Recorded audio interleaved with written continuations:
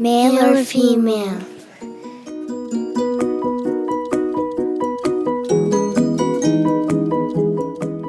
Does gender affect how fast a crayfish goes into a shelter?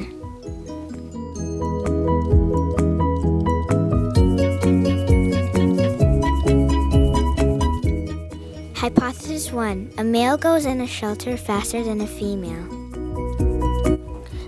H2. A female crayfish goes into a shelter faster than a male.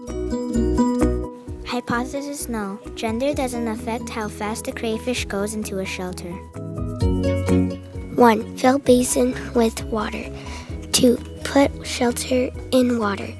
Set stopwatch. Put male crayfish first in the basin and start stopwatch. Number 3. When the crayfish is in the shelter, stop stopwatch and record data. Repeat with female. 4 trials.